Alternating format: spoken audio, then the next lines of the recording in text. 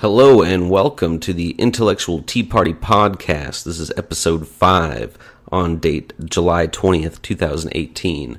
I'm your host as always, Tanner Koch, and this is going to be another film-specific podcast. It's not my intent to do 3 episodes in a row specifically based on film, but it is my area of expertise and it's what I'm most passionate about, and it has been a fire week as far as news goes for the film industry.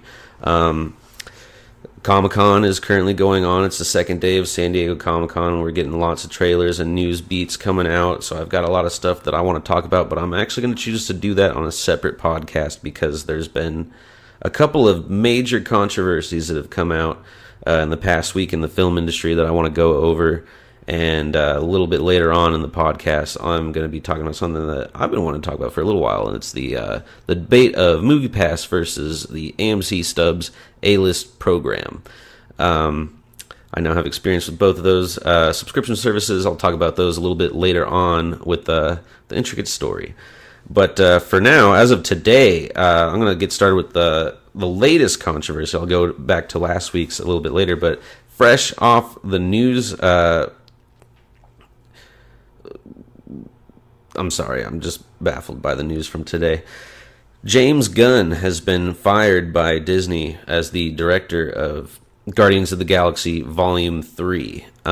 He, of course, wrote and directed the first 2 films in the Guardians franchise and made indie horror hits such as Slither and Romeo and Juliet, and he directed Super with Rainn Wilson and Ellen Page. Why this came about was being dubbed as a conservative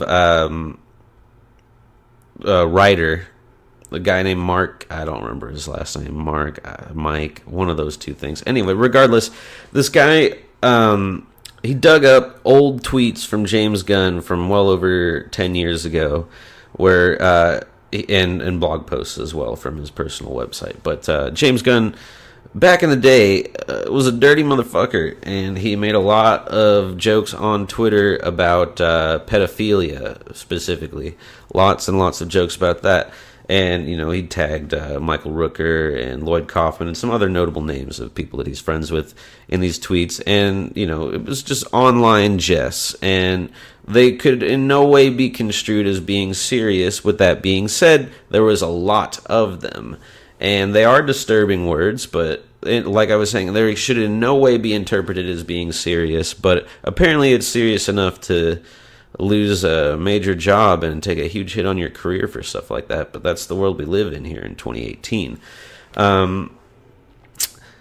There's a couple bits of hypocrisy on this that just alone gets me angry. For one, the man who brought this controversy to the light is a man who has written several articles and blog posts over the year pretty much promoting sexual assault and rape versus women. I've read a few of his writings as of today, and that dude's a real piece of shit. So the hypocrisy of him bringing this to light and getting so much notoriety for it really disgusts me.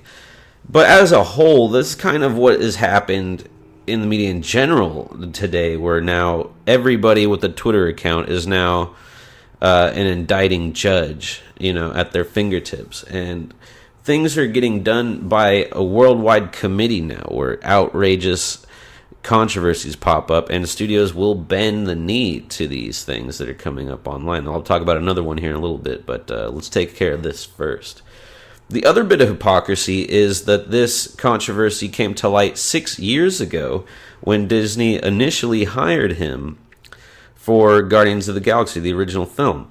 A blog post was shared from the GLAAD community from a satirical 50 superheroes you want to have sex with, Volume 2, from James Gunn's personal website many years ago, and that came to light around the time of his hiring. And he released several statements on this matter, and you know, even through GLAAD, and he revealed that he was a younger man and he was trying to be a provocateur And his reading now as an older person, he realizes that his jokes were in no way funny at all and very offensive, and he was very apologetic about it. And I think it's sincere. And I've followed the guy long enough now to where I do believe his words. And I mean, to be honest with you, if you went back to my Twitter account from 10 years ago, you'd find many, many offensive things that I said in the case of trying to be funny. But if I were to look back on it today, I would really be horrified with a lot of the things I said back in my younger day. The point is, people change, people mature, and it's crazy that Disney...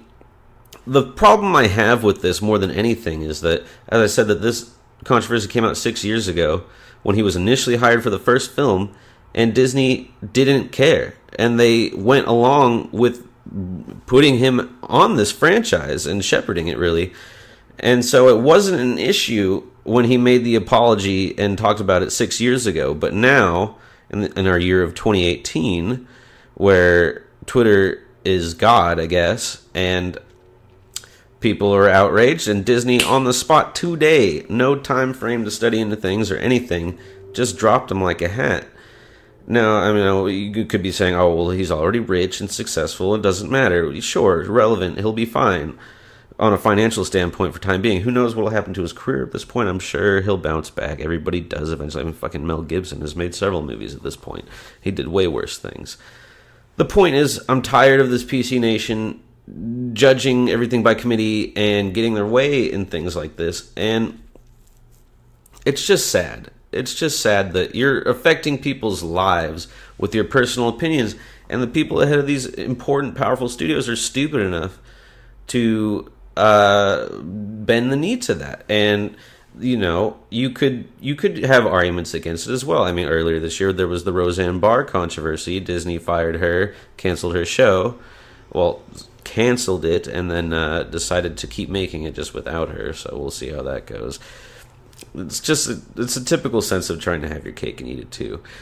So I can get why the entirety of this situation is solely brought upon by political arguments, and a sense that people around the world are now split in half, particularly in America, due to our two-party system, which is outdated and truly ruining ourselves as a culture.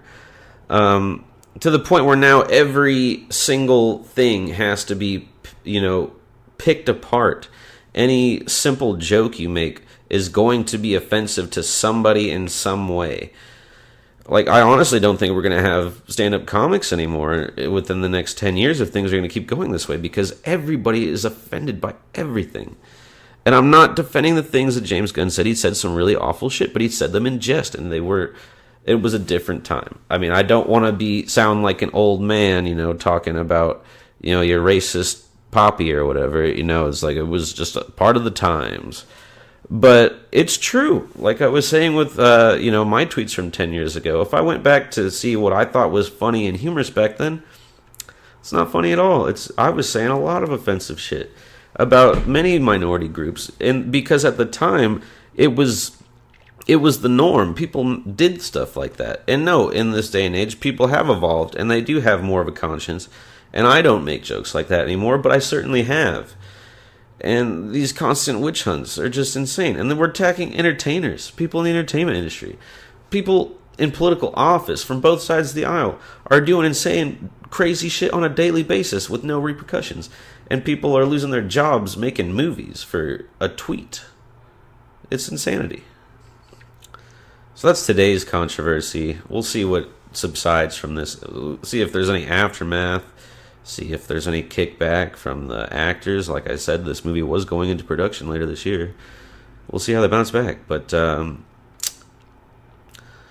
we'll go on to the next subject. I'm going to restart the video portion of this recording, and we'll pick right back up here in a couple seconds. Speaking of, if you would rather watch my beautiful face talk into this illustrious microphone, you can tune in on youtube.com/intellectual tea party. But let's move on to the next subject.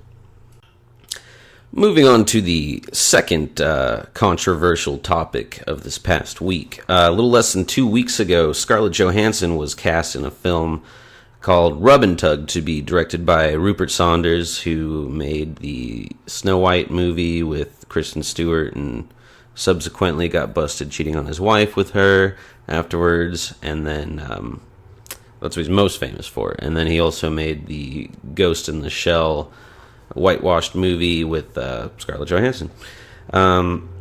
The background is the film takes place throughout the 70s and 80s. I believe it's a true story. I could be definitely wrong about that. I don't have my notes in front of me. I did a little bit of studying on this, but essentially it tells a story of a transsexual man who's running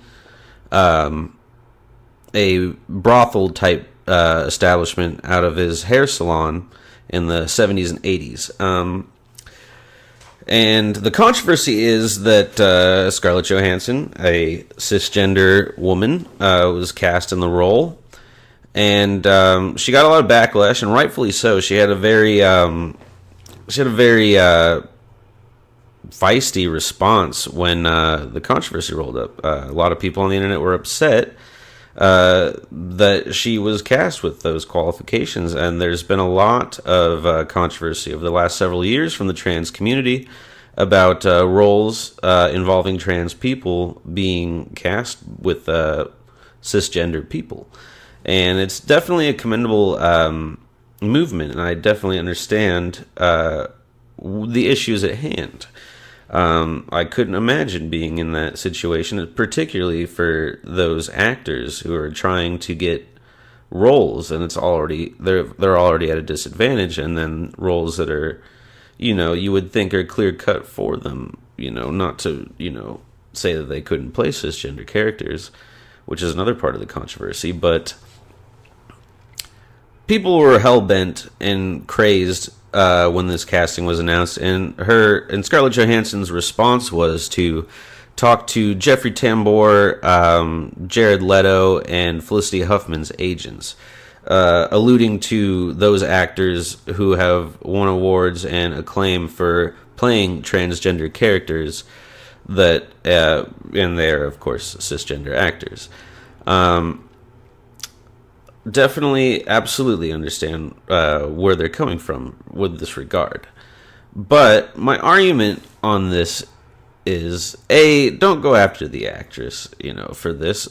Clearly, these type of roles I would consider Oscar bait, She's going for gold here. She's trying to get a juicy role that will, that people will recognize as a performance more so than, just trying to check out her ass, or something like that.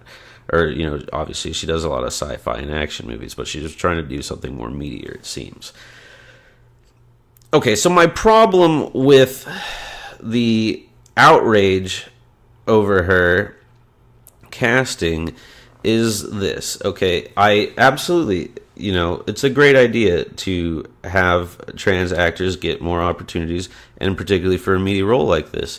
With that being said, the number one purpose for making a film, first and foremost, is to make money.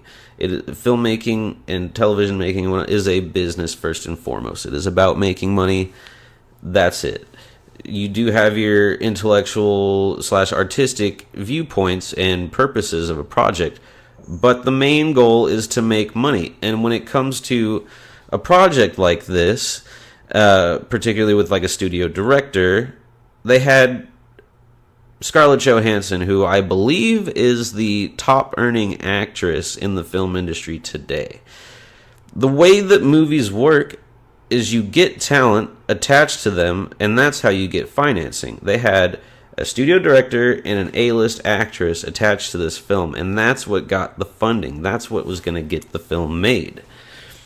Now you've had this controversy, and by the way, she did drop the role. I did not mention that. So after her not very pleasant response, she got her asshole ripped through a few more times, and then she dropped the role, released some statements supporting of the LGBT community, and she brought apart she brought up the controversies at hand, and the fairness level for these trans actors, and it's definitely a good movement. What I'm saying is, the reason this movie was getting made in the first place is because of the talent attached to it. Now that this whole controversy has happened and she's left the role, I'm assuming the movie will not end up getting made.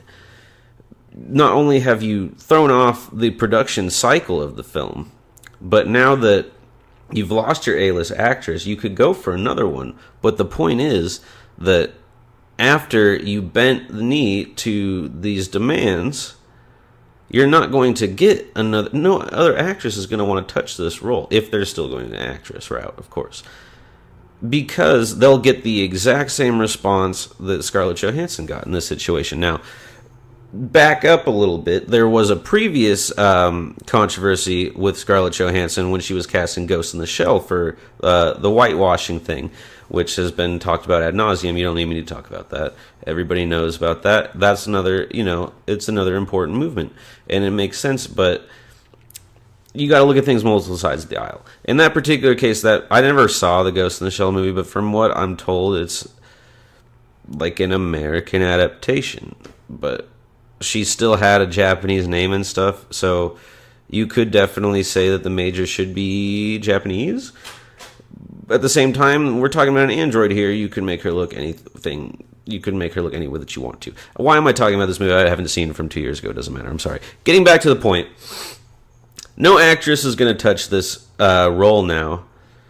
You could go the route of casting a trans actor, as is, the whole point of this controversy.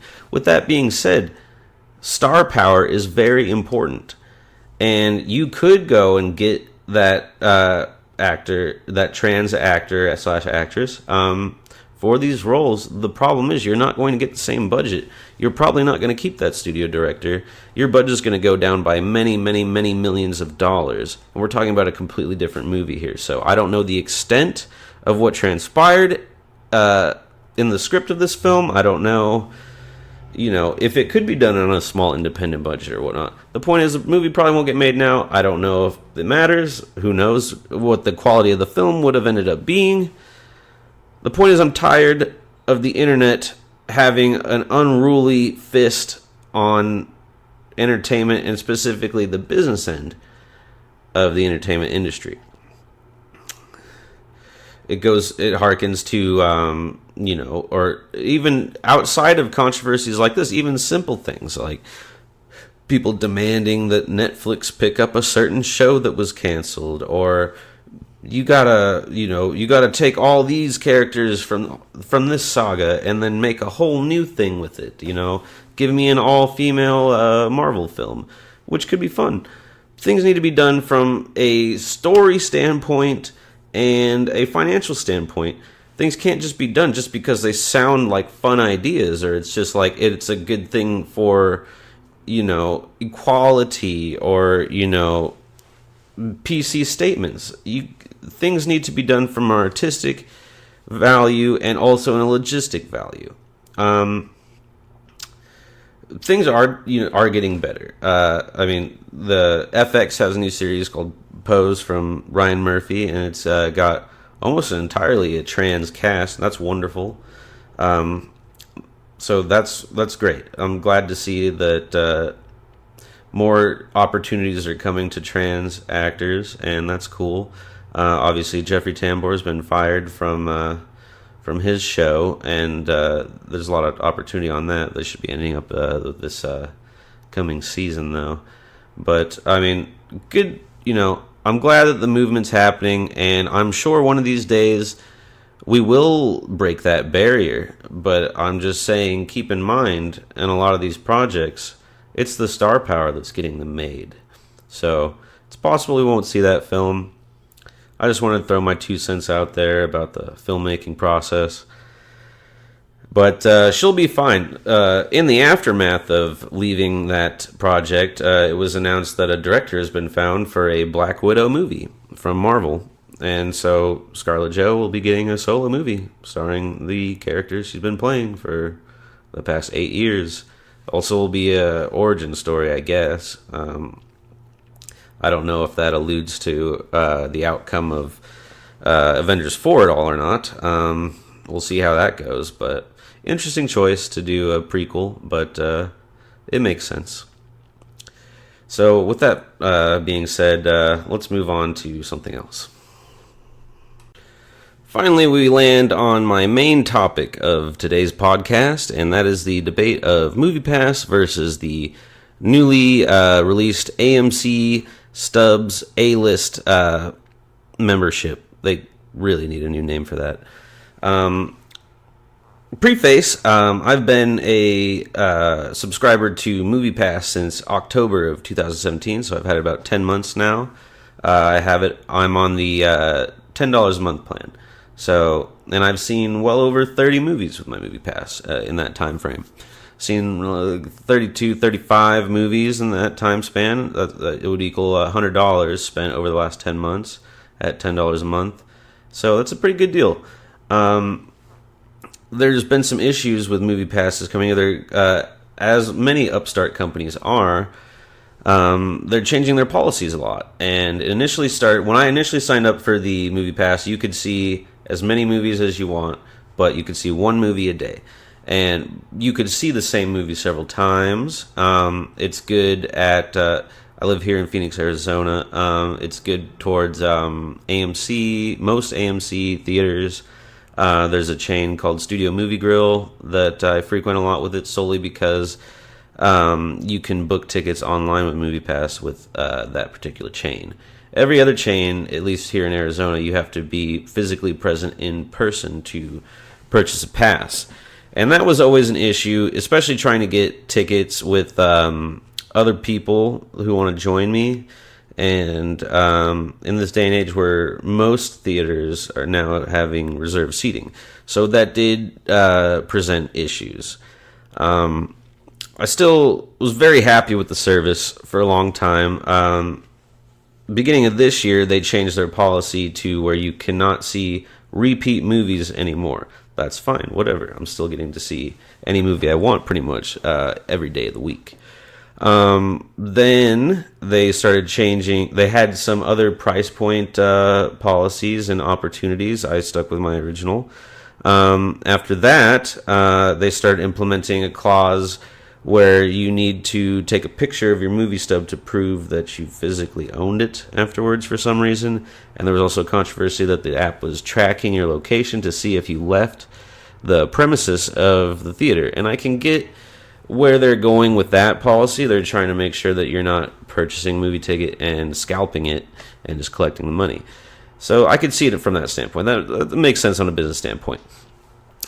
People have been wondering, with this deal, how could they possibly be making a profit by the vast amounts of movie tickets that are being sold? Because they have millions of subscribers at this point. So just by common sense, you'd think, wow, they're paying full price tickets for these theaters. Whenever somebody books a ticket, they're paying the full price. And so they're dumping millions upon possible billions of dollars. And their business plan says that they'll recoup money through other ventures, i.e. selling information collected from the user agreements, tracking to see what you do and what movies you see and stuff like that. That's just normal stuff with this day and age as far as internet and applications go. So I don't have a problem with that either. They did a thing where they were making deals with studios to help promote them. I remember when I, Tonya came out, you would open up the app and then there would be advertisements to go see I, Tonya. So they're collecting revenue from that way as well. And then they started partially releasing films. The film Gotti with John Travolta, famous for receiving a 0% on Rotten Tomatoes. They helped distribute that film, as well as another one whose name escapes me at the moment. Apparently that one was fairly decent. Anyway, in the news recently, it was discussed that MoviePass needs to gain $1.2 billion in equity by the end of the year to stay afloat. Their head of their business didn't have an issue with this and seems to be pretty confident that things will keep going on. But here's where things get interesting. Starting in July of this year, it was announced to all MoviePass members that they would start charging premium pricing. That would be extra fees if you're seeing movies that were popular or at opening weekend. Stuff where heavily populated films would be. And I got very irked by that, but I was like, I could probably dance around that and still get my value out of this subscription service. Until last week, I went to go see the film Sorry to Bother You, and indie film. It was wild, just as advertised. I won't go into a big, long review about that. It was a decent movie. It wasn't as good as I hoped it would be, but it was as advertised. It just ended up being a lot crazier than I even anticipated, but it was still fairly enjoyable nonetheless. So I go with my lady to go see a 6 o'clock showing of Sorry to Bother You. It was on a Friday night. We'll give you that. It was a Friday night. But this is an independent film. The theater was 70% empty, and they charged me extra money to book the ticket for that screening. And I've gotten a great value out of the subscription service, but that just pissed me off. There's already so many restrictions going against MoviePass now. Like every other week, there's a new rule that you have to follow. Also, fun tidbit, the shared information sent to me via email saying that with the picture policy, you have to take a picture of your stub immediately after buying your ticket. If you fail to take a picture of your movie stub 2 times in a row within a certain window of time, they will automatically cancel your subscription, and you will not be able to re-sign up for 8 months. So just on principle, and after getting charged the premium price to see any movie, I was fed up and annoyed, and it already had so many hoops to jump through just to use the pass, and I missed out on so many movies just because of the inability to book tickets ahead of time.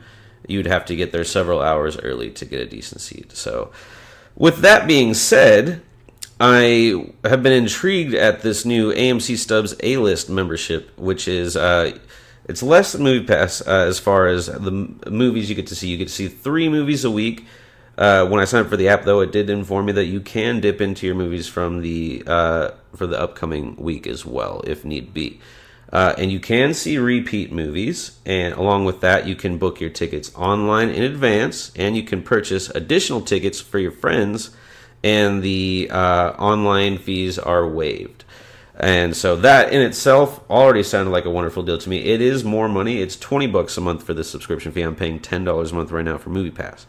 But that in itself was already worth it to me, just to not have to deal with the hassle of being there in person.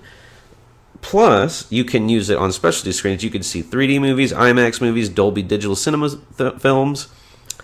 That's great. Plus, you get the perks of a AMC Premier Stubs member, which is you get to go to the VIP lines at the box office and the concession stand. You get free upgrade sizes on popcorn and soda, and you get $5 credits for every $50 you spend. Plus, your monthly membership fee does go towards that Stubs rewards. So it seemed like a no-brainer to me. And I signed up for the service, and it was easy to use, and I got to see an expensive movie for free. I have always been intrigued by Dolby Cinema. I had never done it before because it's outrageously expensive, but you can use this pass for it. And nothing of interest was out for me, but I had time to kill, and I really wanted to check it out, so I went and saw the Dwayne Johnson film Skyscraper in Dolby Cinema because it was free with my AMC pass. And yeah, I mean, the movie was ridiculous. I mean, I didn't expect any less from it. It had too many things going on. It tried to stuff a lot of movie into one simple Die Hard ripoff, but it's not terrible. It's your typical Dwayne Johnson action piece. Maybe a little bit lower quality as far as story and plot goes, but I mean, it was okay. But, I mean, the Dolby Digital experience itself was really cool. Got to see what Mission Impossible Fallout will look like in there, so I'm definitely going to go check that out in Dolby Digital. Great sound. The seats are extra fancy. You can control the legs and the back separately. So, complete customization on your relaxation.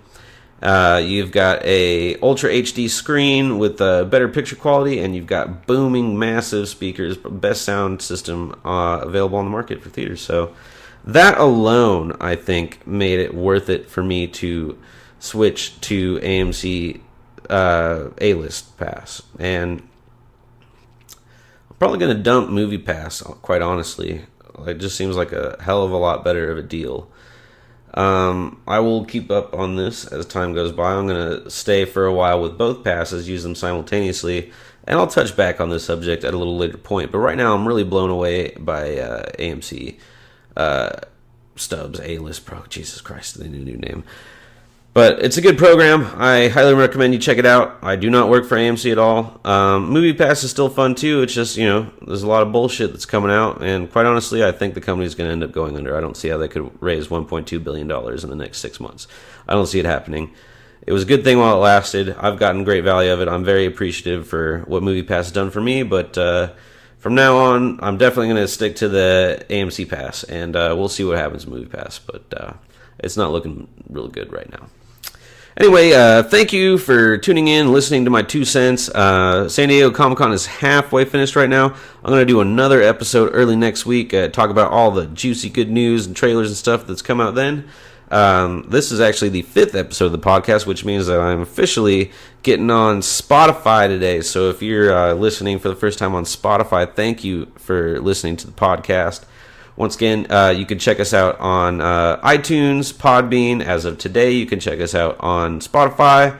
I'll pimp that on the Facebook page at facebook.com/intellectual tea party. And of course, if you want to watch me talk instead of listen to me talk, you can go to youtube.com/intellectual tea party. So thank you for tuning in to the podcast, and share your views on what's been discussed today. If you get a link to this podcast on any sort of social media platform, I'd love to hear what you have to think.